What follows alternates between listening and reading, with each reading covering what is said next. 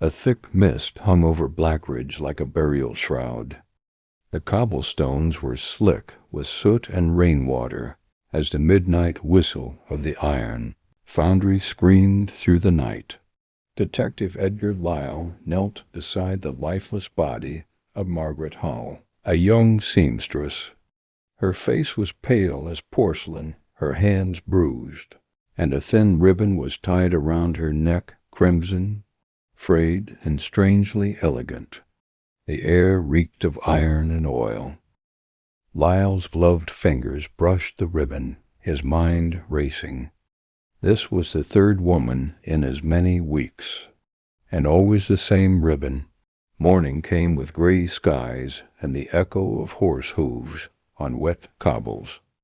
Inside the Blackridge Herald, reporter Thomas Grayson slammed a stack of papers on his desk. "Another one, same pattern," he muttered. Ink-stained fingers trembled as he lit a cigarette. The ribbon killer's back. In the corner, his editor glanced nervously at the clock tower. "Keep the story quiet, Grayson. The mayor wants calm, not panic." But Grayson's curiosity was sharper than his fear. He slipped on his coat and headed toward the abandoned textile mill at the edge of town. The place the last victim once worked. The mill stood like a carcass of brick and rust, its windows shattered and its doors half rotted. Grayson's lantern cast long shadows on the walls as he crept inside. He heard it, the faint hum of a sewing machine, impossibly running in the darkness. He followed the sound to the upper floor and froze. There, on a table, sat rows of scarlet ribbons, freshly cut, each tagged with a name. Before he could move, a hand clamped over his mouth. "Curiosity," a cold voice whispered, "kills faster than blades." When Detective Lyle found Grayson's body the next day, hanging by one of those ribbons, he knew the killer wasn't random. He was deliberate.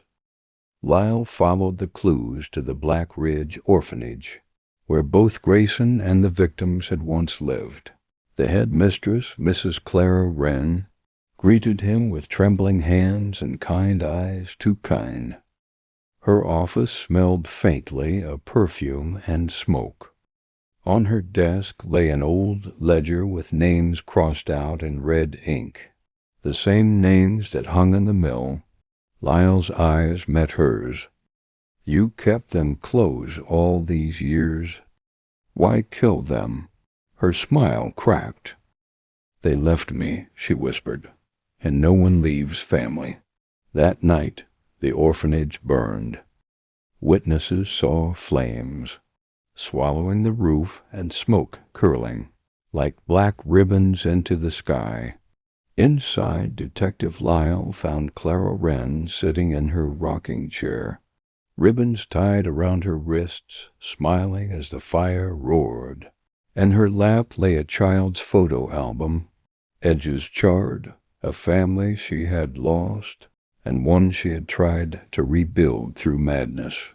By dawn, nothing remained but ashes and the faint scent of smoke and silk in the air.